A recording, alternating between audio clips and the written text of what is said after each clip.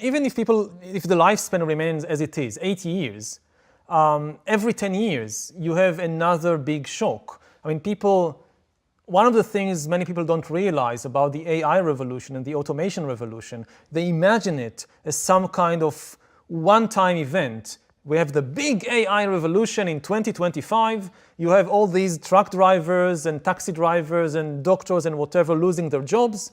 You have a few difficult years of adjustment, and then eventually you have the brave new world of AI with a new equilibrium. And this is an extremely unlikely scenario, because we are nowhere near the maximum potential of AI.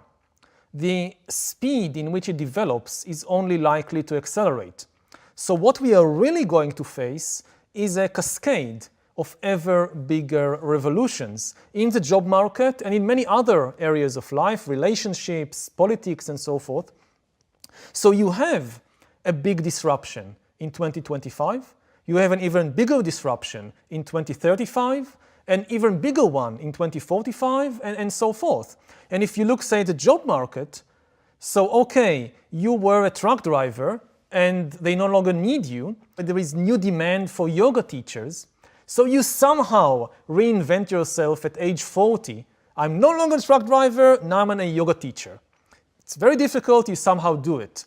10 years later, no need of yoga teachers, thank you very much. We now have these amazing applications connected with biometric sensors to your body. They know exactly what you're doing with every tiny muscle. As you do this posture or that posture, no human yoga teacher can compete with that. You're out of job. You have to reinvent yourself again as a designer of virtual world games. And you do it somehow. But 10 years later, you have to do it again, because this too has now been automated. And even if you get support from the government and there is all these education for adult system, the really big question is, again, it's psychological. Do we as human beings have the mental stability and the emotional intelligence necessary to reinvent ourselves repeatedly?